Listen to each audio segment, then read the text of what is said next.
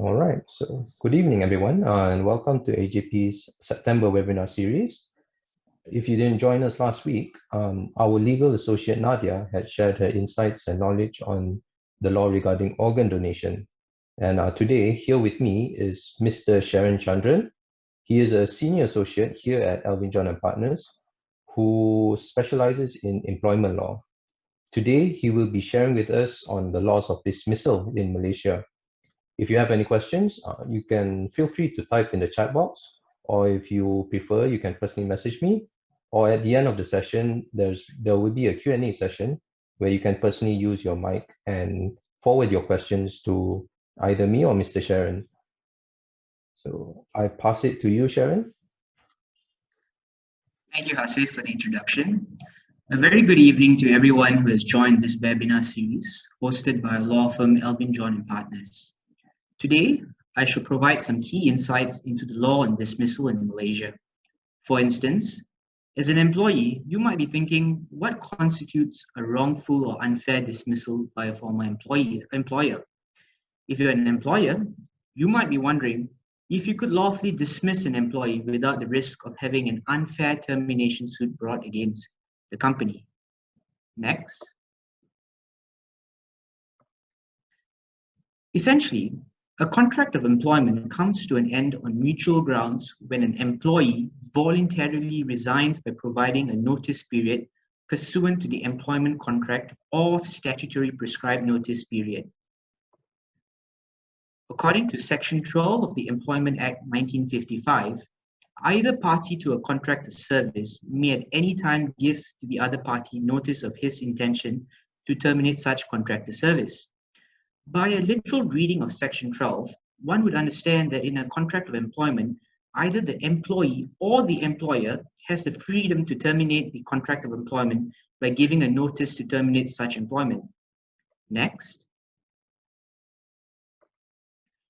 Malaysian courts have held that an employee's right to livelihood is guaranteed in the federal constitution.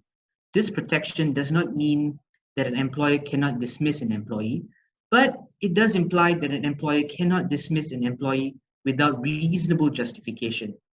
If an employer wants to dismiss an employee, it must be done fairly and be reasonably justified.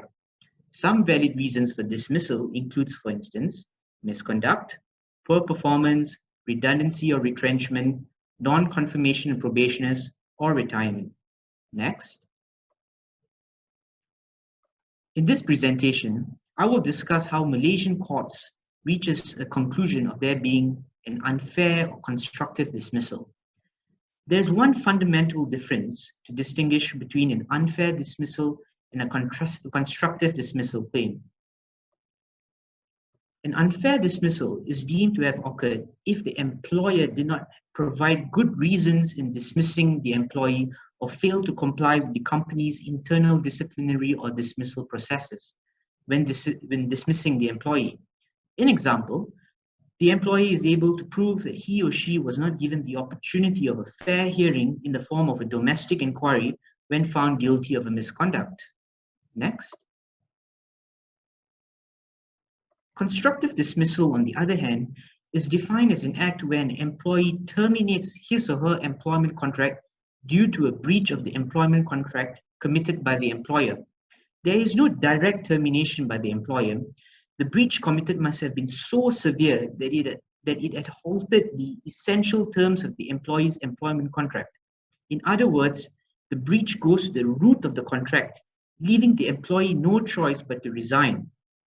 Although there's no direct dismissal or termination by the employer, it can amount to an unfair dismissal pursuant to Section 20 of the Industrial Relations Act 1967.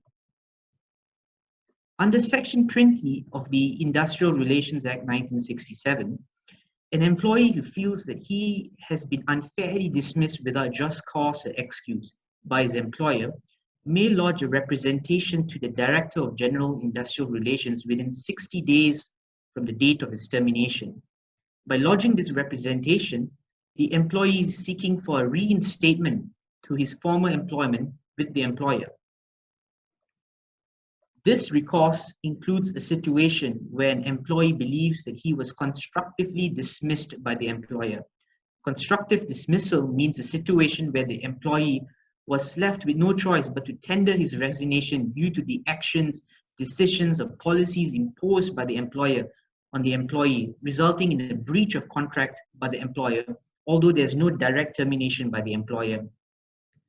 An employee who has been constructively dismissed can invoke Section 20 of the Industrial Relations Act 1967 if and only if the employee can come up with the onus to prove that the dismissal was unfair and is done without just cause and excuse. Next. In the case of a constructive dismissal claim, due to the application of the maxim, he who alleges must prove, the burden is shifted to the employee to prove on a balance of probabilities that the employer is guilty of conduct which constitutes a significant breach going to the root of the contract of employment, or that the employer is guilty of conduct which shows that he no longer intends to be bound by one or more of the essential terms of the contract, which therefore entitles the employee to leave. The industrial court will usually examine four essential elements in order to establish a constructive dismissal.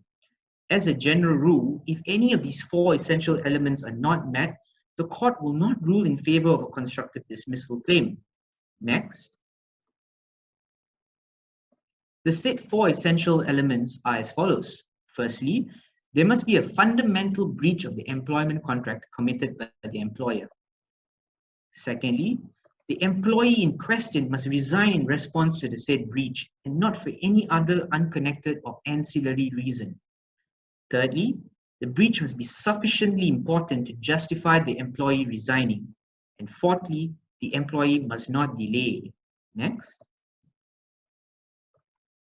I'll talk a little bit on the first element, where there must be a breach of contract by the employer. In law, the threshold for constructive dismissal is governed by the contract test, which essentially states that the breach committed by the employer must have been so severe that it goes to the very heart of the employment contract. This would include taking into account whether the responsibilities and duties of an employee have been significantly altered, that it constitutes a fundamental breach of an employment contract. Next. In the case of Anwar bin Abdul Rahim and Bayer, the Court of Appeal affirmed that the test to determine whether there was a breach of contract is not a test of reasonableness. In other words, unreasonable conduct of an employer may not necessarily give rise to a valid claim for unfair dismissal, especially if there is no breach of contract. Otherwise, it would be virtually impossible for an employer to run their business or to exercise their management prerogative if employers could simply claim constructive dismissal every time they view an employer's conduct to be unreasonable. The main thing that will be examined by the court is whether the employer had breached a fundamental term of the employment contract. If there is a breach of the employment contract, the breach committed must be significant enough to justify a claim for constructive dismissal. Petty arguments or disagreements with one's superiors cannot be seen as a grave breach. Next. The severity of each breach will be examined on a case-by-case basis, based on case laws. But case laws have pointed out several circumstances that have been identified as examples of significant breaches. For instance, deliberate substantial reduction of wages, commissions, allowances, or benefits without good reasons, or failure to provide a safe working environment. Thirdly, forced resignations, for example, resignations clearly made pursuant to threats or duress. Fourthly, non-bona fide reduction of duties or change to job scopes. Fifthly, sexual harassments. And sixthly, as I said earlier, threats and duress. Next. The fourth element, the employee must not delay. The length of time in filing a constructive dismissal is a crucial factor. When the breach occurs, the employee is expected to take immediate action by either protesting, writing a notice to the employer, or resign from their post. By staying on board, an employee may be seen as having accepted the breach committed and waiving their right for legal recourse. In some cases, a delay of 1 month to act was even held to have been too long to entitle an employee to claim for constructive dismissal. Constructive dismissal allegations are not a matter to be taken lightly, as the law places a high threshold to be met for constructive dismissal. As the law requires employees to prove the alleged breach committed by the employers, one should contemplate hard to make sure the above elements are ticked off before deciding to jump ship and wage war against their employers. A poorly thought out claim for constructive dismissal could backfire, as an employee may find themselves being sued for payment in lieu of notice. Next. Now, how do you file a complaint for unfair or constructive dismissal? Section 20 of the Industrial Relations Act 1967 provides a mechanism for employees to lodge a formal representation in writing to the Director General of the Industrial Relations for being unfairly or constructively dismissed without just cause or excuse. The employee has to lodge the representation within 60 days of the date of the dismissal. However, if an employee is dismissed without notice, they may file the representation at any time during the period of such notice, but not later than 60 days from the expiry thereof. After receiving the representation, the Director General of Industrial Relations will meet both parties for conciliation. An employer or employee may be represented by any person except an advocate or solicitor during the conciliation process at the Industrial Relations Department. Next.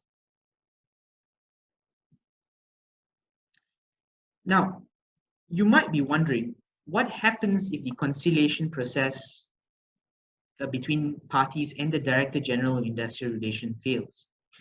With the introduction of the Industrial Relations Amendment Act 2020, which has come into effect since 1st of January 2021, the Director General of Industrial Relations will automatically refer to the Industrial Court any dismissal complaint which is not resolved or settled through conciliation. Previously, complaints relating to the dismissal claims are referred to the Industrial Court at the discretion of the Minister of Human Resources. The idea behind this discretion was to allow the Minister to decide whether an unfair dismissal complaint had merit. It could be said that the Minister acted as a filtering mechanism to disallow any unfair dismissal complaint which had no merit in his view, thereby ensuring that the Industrial Court was not overwhelmed with having to deal with frivolous and vexatious complaints. Now, with the introduction of the Amendment Act, the power and discretion with the Minister is removed, and instead, the power and discretion is vested with the Director General of the Industrial Relations. This amendment is intended to expedite the process to refer unfair dismissal complaints to the Industrial Court. Nonetheless, it remains to be seen whether the Industrial Court will be equipped with the requisite logistics, with having to deal with an increased number of cases without the role of the Minister in filtering or excluding complaints which are either frivolous or vexatious in his view. In Malaysia, the primary remedy for dismissal without just cause or excuse is reinstatement if the employee wins his or her case. However, reinstatement may not be feasible in certain circumstances. Where reinstatement is not possible or advisable, the court will order compensation in lieu of reinstatement and back pay as well. With regard to compensation in lieu of reinstatement, the amount usually awarded to the employee is 1 month's wages for each completed year of service.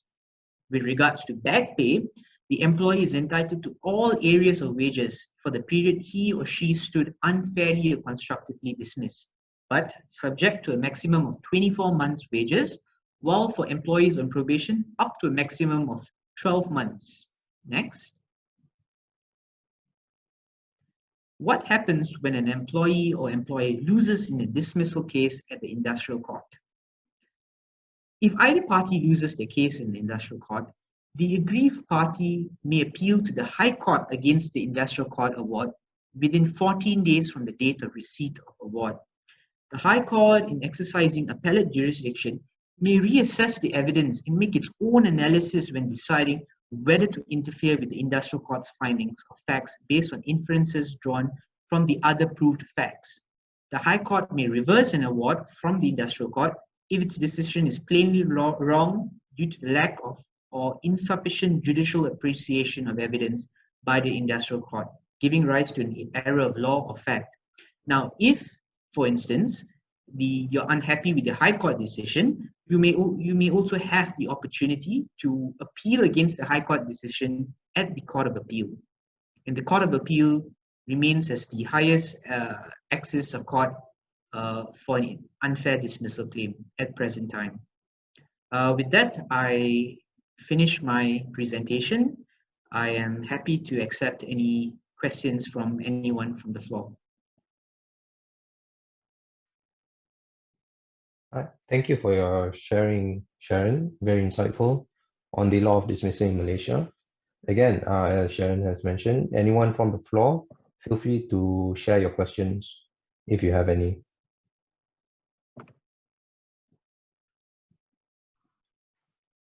Hi, Sharon. I'm here. Can you hear me? Yes, I can. Hi, Isaac. Thank you so much for your talk. I have a question because I think now COVID is quite a big issue. So my question is related to that. I would like to ask, could employers fire their employees during COVID, especially now? And actually, are they allowed to reduce wages during the pandemic?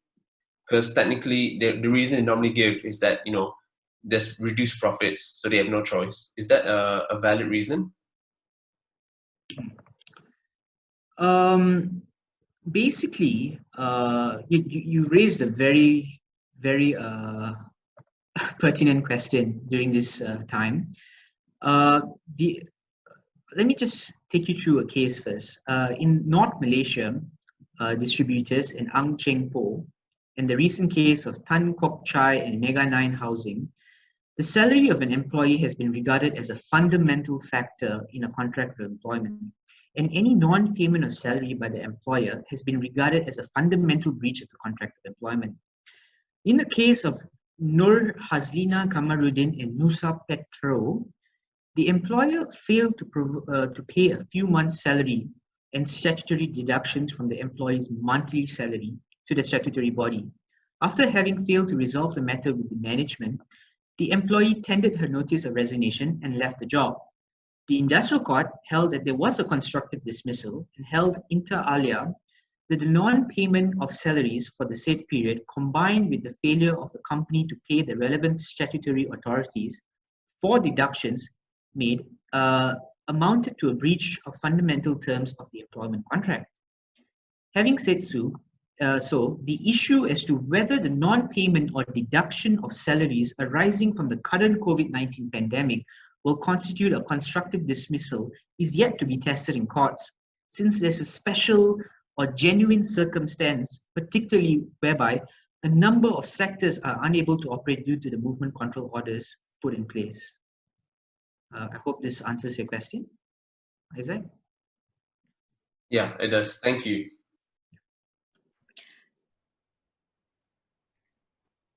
Hi, Sharon. Robin here. So just going off the theme of COVID-19, right? And while we're at it, I guess because we have covered substantially in the previous the previous question. So I guess I'd like to know a little bit more of what sort of measures or safeguards would you recommend to have in place at the moment in the event that a dismissal might be valid? That's a very good question. Essentially, what we are looking at is what can an employee do to prevent committing an error or making a bad decision. As a preliminary point, there are two types of misconduct. Firstly, you have the general, and secondly, you have the gross misconduct. Gross misconduct involves a serious misconduct where swift disciplinary action is usually taken in the form of dismissal. Gross misconduct are acts that destroys the relationship of trust and confidence between the employer and the employee. Examples of gross misconduct when an employee must be aware of is, for instance, theft, fraud, physical violence, bullying, intoxication at work, damage to property, and misuse of the company's confidential information. In each instance, an employer has the prerogative to dismiss an employee without notice, without even having a fair hearing. Now, In the case of a general misconduct, an employee can keep themselves abreast on the company's code of conduct or internal handbook policies in what is considered ethical or acceptable behavior at the workplace. An employee should be well versed and updated with the company's handbook and policies on the acceptable code of conduct at the workplace. Now, if the company does not have a policy handbook or code of conduct, then the employee has to exercise the employment duties with care, duty, and skill in what is considered objectively reasonable at the present time. I hope that answers your question, Robin. Yep, it gives clarity. Thanks. Really helpful during this time, especially when dismissals are a lot more common. Thanks again. Hi, Sharon. This is Lavinia. I have a question for you. Due to the current impact of the COVID-19 pandemic, many companies have actually undertaken redundancy measures. So could that actually constitute as a wrongful dismissal by the employer? Thank you. Thank you, Lavinia. That question is very pertinent at the present time as well. As we all know, COVID-19 has had a devastating impact on jobs around the world. Almost every country has experienced an economic downturn, and as businesses struggle to steady the ship and stay afloat, many employers have been doing their best to retain their employees where possible. Unfortunately, for employers in many industries, COVID-19 has negatively affected their revenues too significantly, and cutting jobs has become the only solution to keep businesses afloat. This has also been the case in Malaysia, where the movement control order crippled many businesses and the government has been unable to provide meaningful assistance to employers. For example, the aid provided under the Prihatin wage subsidy program is very low and short-term compared to other countries and comes with conditions attached that makes it impractical for many employers. But retrenchments can be tricky. Over the years, I've seen many employers make mistakes that results in unfair dismissal claims, a messy and costly court process, and sometimes very big court awards to be paid to former employees. Often, these mistakes have been made by employees who have done their research on the law, and sometimes even by those who have obtained legal advice. I remember reading a case known as Tharmabalan Supaya Vilaya and MSL Travel. Basically, in that case, the employee was retrenched as part of a downsizing exercise. One of the employee's complaints was that the employer did not take any necessary steps to minimize its financial problems before implementing retrenchment. The employer gave evidence that it had taken cost-cutting measures for the past year, including moving premises, not replacing employees who had resigned, and reducing overheads. The employer's directors have also given evidence where he himself had undergone 2 pay cuts. The evidence had also showed that all the staff, including the employee in question, were aware of the business slowdown. The employer also gave evidence that in selecting the employee for retrenchment, the employer had complied with the LIFO principle, which means last in, first out method. The court concluded that the employer had taken all the necessary steps to stay in business, and that the employer had exercised its power genuinely when retrenching the employee. The court upheld the employer's right to reorganize its business and dismiss the employee's claim. So, the key takeaways from this is that it is completely fine for a company to undertake cost-cutting measures such as redundancy exercise. However, if an aggrieved employee decides to bring a constructive dismissal claim against the company, then the company has to be ready to be able to provide documentary evidence to the court to exemplify why the redundancy exercise carried out was genuine and in tandem with its cost-cutting measures to stay afloat in business. I hope that answers your question, Lavinia. Thank you so much, Sharon. That was very helpful. Thank you. Hi, Sharon. This is Shanti. Can you hear me? Yes, I can. Okay, hi Sharon.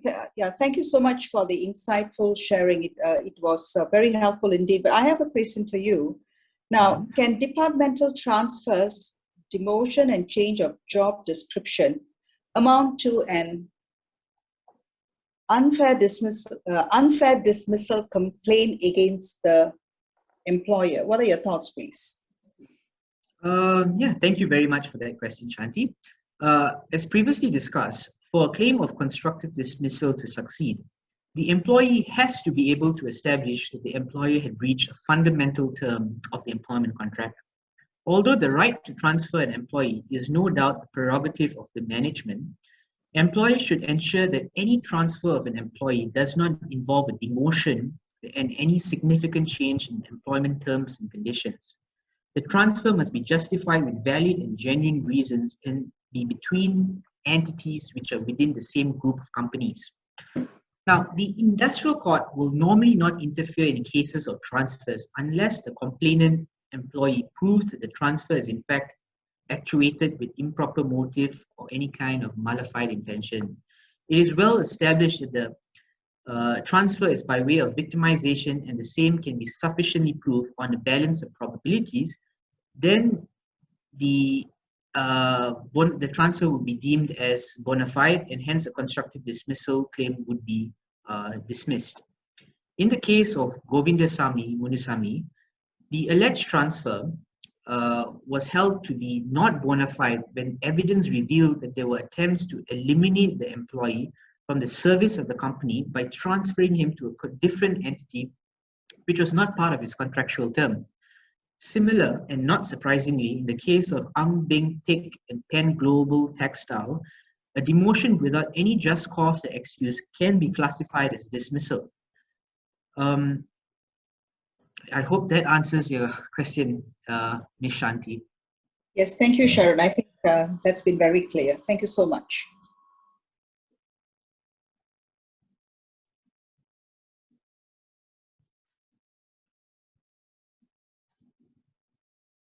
Thank you, everyone, for your questions. Thank you, Sharan, again, for sharing on your insights and knowledge regarding this topic. If you haven't, feel free to follow our LinkedIn page at Elvin John and Partners, where we regularly update on whether it be law or cases that we've handled. We regularly update it on our LinkedIn, even for our webinars. So feel free to follow. And thank you again for joining, everyone. We'll see you for our next webinar. Thank you. Thank you, everyone. Thank you.